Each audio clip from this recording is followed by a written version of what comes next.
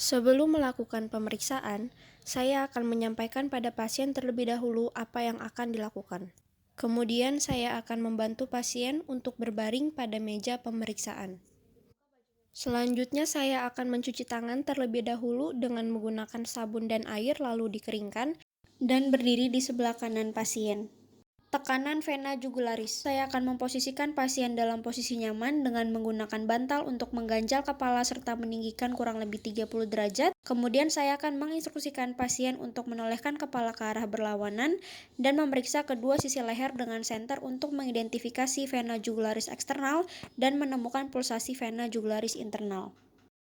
Setelah mengidentifikasi titik tertinggi pulsasi vena jugularis kanan, saya akan meletakkan penggaris panjang secara horizontal dari titik ini dan penggaris segitiga secara vertikal dari sudut sternalis. Kemudian menghitung jarak vertikal dalam sentimeter di atas sudut sternum di mana penggaris panjang horizontal menyilang tegak lurus penggaris segitiga. Umumnya sudut sternum berjarak 5 cm di atas atrium kanan dan jarak yang didapat merupakan hasil pengukuran tekanan vena jugularis. Pulsasi arteri karotis. Dalam menilai amplitudo dan kontur, saya akan menginspeksi leher untuk menilai pulsasi karotis, kemudian meletakkan jari telunjuk dan jari tengah pada bagian arteri karotis, kemudian akan ditekan untuk merasakan pulsasi dan kontur arteri karotis maksimal. Untuk menilai trill atau getaran dan bruit arteri karotis, ketika palpasi juga dideteksi ada atau tidaknya getaran halus atau trill. Kemudian menilai bruit arteri karotis dengan menggunakan bagian diafragma stetoskop, di mana bagian diafragma stetoskop ini diletakkan pada arteri karotis, kemudian menginstruksikan pasien untuk menahan nafas. Dan hal ini dilakukan di kedua sisi leher pasien.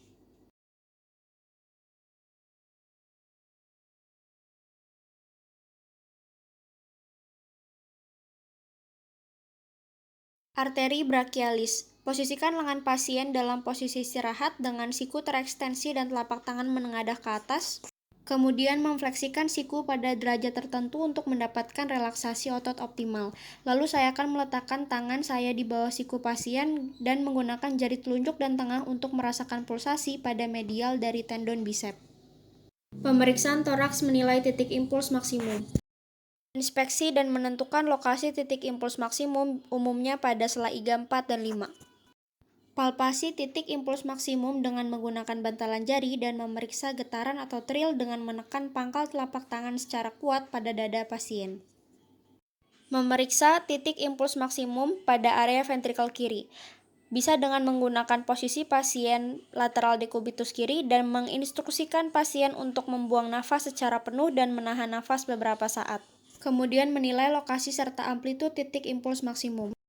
Titik impuls di area ventrikel kanan, pertama posisikan pasien dalam posisi telentang, kemudian lokasikan ujung jari di sela iga 3, 4, dan 5, lalu instruksikan pasien untuk menghembuskan nafas dan menahan nafas agar titik impuls maksimum lebih terlihat. Selanjutnya perkusi, di mana perkusi ini akan menunjukkan apakah jantung memiliki ukuran yang normal atau membesar. Menentukan batas kiri jantung, perkusi dimulai dari lateral kiri menuju ke medial, dan perubahan bunyi perkusi dari sonor ke pekak menunjukkan batas kiri jantung yang biasanya didapatkan di sepanjang linea midclavicularis. Batas kanan terdapat pada linea sternalis kanan,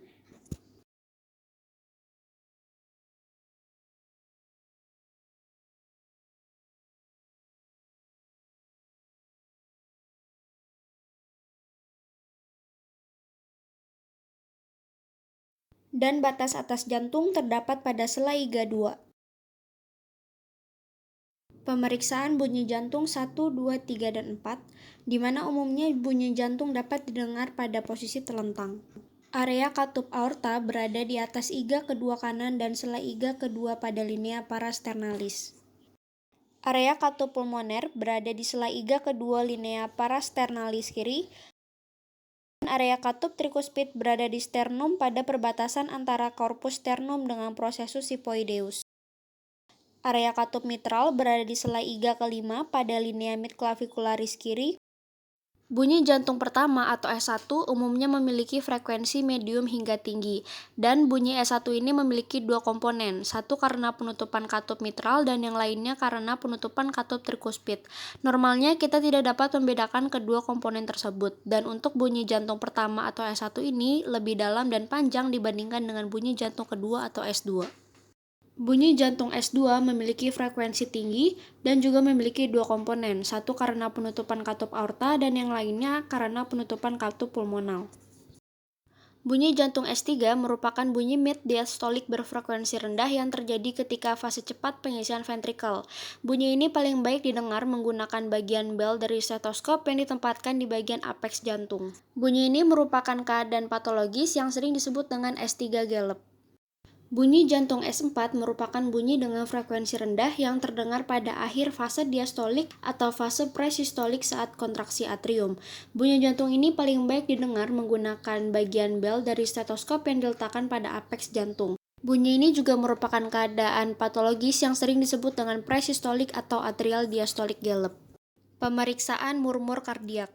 Ketika murmur terdengar, identifikasi dan jelaskan waktu, yaitu untuk menentukan murmur sistolik atau diastolik. Yang kedua adalah bentuk, ini ditentukan dari intensitas murmur dari waktu ke waktu. Kemudian mencari lokasi dengan mengeksplor area di mana murmur dengan intensitas maksimum.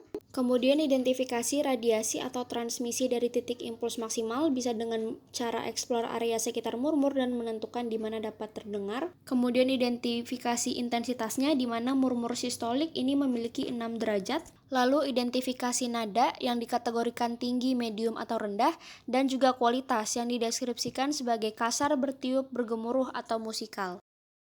Pemeriksaan ekstremitas, tes untuk edema. Dengan menggunakan jari, saya menekan pada area dependen seperti tulang kering pasien sekitar 2-3 detik dan apabila terdapat edema piting, maka jari akan tenggelam ke dalam jaringan dan ketika dilepaskan bekas jari akan tetap ada.